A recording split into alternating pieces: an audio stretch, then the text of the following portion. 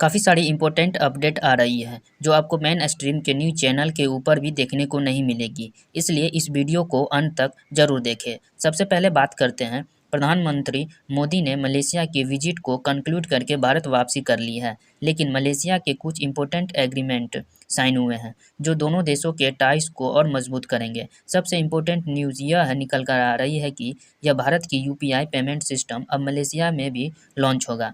Malaysia की government Bharat के UPI payment system को अडॉप्ट करने के लिए मान गई है। हालांकि अभी कोई टाइमलाइन जारी नहीं की गई है, मगर न्यूज़ निकल कर आ रही है कि यूपीआई अब मलेशिया में भी लॉन्च होगा, जिसके बाद के जो भी लोग मलेशिया जाएंगे वो वहाँ पर भारत की यूपीआई ऐप्स जैसे कि पेटीएम, गूगल पे और फ़ोन पे का इस्तेमाल कर वहाँ पर यूपीआई ट्रांजैक्शन कर पाएंगे। मलेशिया की गवर्नमेंट के अप्रूवल के बाद अब भारत और मलेशिया सेंट्रल बैंक आपस में टाई अप को धरातल पर उतारने का काम करेंगे। हो सकता है कि 1 साल के अंदर ही यूपीआई मलेशिया में भी एक्टिवेट हो जाए। इसके साथ ही एक इम्पोर्टेंट एग्रीमेंट दोनों देशों ने साइन किया है, वह है बटलर ट्रेड और इन्वेस्टमेंट को नेशनल करेंसीज यानी कि इंडियन रुपीज़ और मलेशियन रिंगट में सेंट्रल करने का है।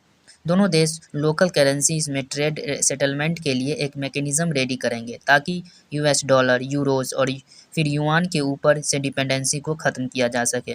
मलेशिया ब्रिक्स के मेंबर बनना चाहता है क्योंकि साउथ एशिया से इंडोनेशिया को ब्रिक्स में पहले ही शामिल कर लिया गया है, जिसके बाद अब साउथ ईस्ट एशिया से मलेशिया भी ब्रिक्स में शामिल होने के लिए काफ़ी हाथ पैर मार रहा है।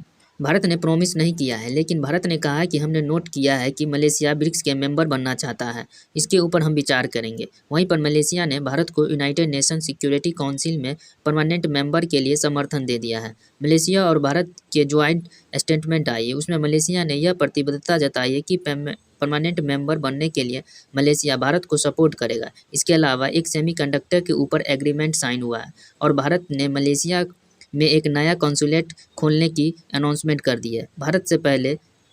आज से पहले भारत की मलेशिया में केवल एक ही एम्बेसी थी और वहां पर कोई भी कॉन्सुलेट नहीं था, लेकिन अब वहां पर एक नया कॉन्सुलेट खोला जाएगा। इसके साथ ही हम जो जाकिर नाइक का वेट कर रहे हैं उसके ऊपर कोई भी डेवलपमेंट सामने नहीं आई है। हो सकता है कि मीटिंग में इसके ऊपर कोई चर्चा जरूर होगी, लेकिन उसके ऊपर अनाउंसमेंट कोई नहीं की गई है।